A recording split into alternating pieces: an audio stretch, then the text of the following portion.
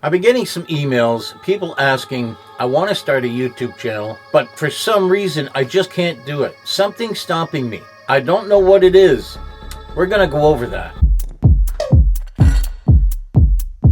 So you keep telling yourself you're going to start a YouTube channel. Not today, tomorrow. Tomorrow for sure. And as time goes on, you'll find more and more reasons not to. It just keeps getting worse. When you break it down, it's the fear of the unknown mixed in with a whole bunch of excuses. For some, it's I'm not good looking enough, or I'm too old. It doesn't matter. This can go on forever. So how do you get past this? First, you gotta tell yourself, there's millions of other people out there on YouTube doing it. I'm sure I can do it too. There's step one. Who cares what anybody thinks? You're doing it for you. So next, you just gotta figure out what's the procedure. Is there a formula to getting started with my blog? I spent 2 years before I had the nerve to do my first blog. I, just like everybody else, had a million excuses why I shouldn't, why I can't. It all rooted down to it was me stopping myself. Once I got past that, it was time to start my list, and I find a list does help. And the first thing I did is what you're doing now, watching YouTube videos on the subject to help move forward. Next is your subject. Your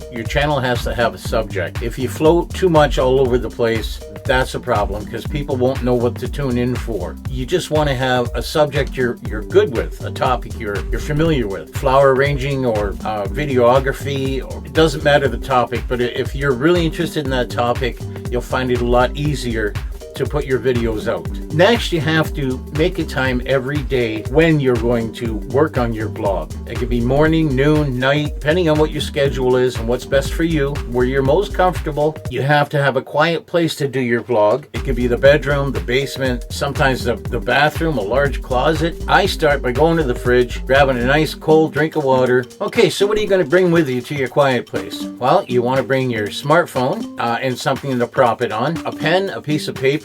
So now you're going to sit in your quiet place, or as quiet as you can get place, start jotting down your ideas for your show. If you're going to do it about gardening, you might want to take some pictures of your flowers. You put the phone on record, you introduce yourself, tell people what your vlog is about, and a little information. Next, just turn the phone off, start your next segment, or what some people do, and I do often, is I just let the phone run, and I edit out all the parts I don't need. There are videos on editing on your phone, on YouTube. There's many of those. I won't get into that. Remember to hit the subscribe button so you can be notified of upcoming videos. If you're feeling burnout, you can go for a walk, sit in the sun, read a book, watch some TV, and try and get back at it. If you can't get it all done in one day, that's fine. If it's past your allotted time, there's always tomorrow. Just promise yourself and make sure you continue the next day. Just getting this far, you'll feel far more confident and self-empowered. Now, once you've got your first YouTube video all ready and you upload it to your YouTube channel, now you want to notify friends and family, send them the link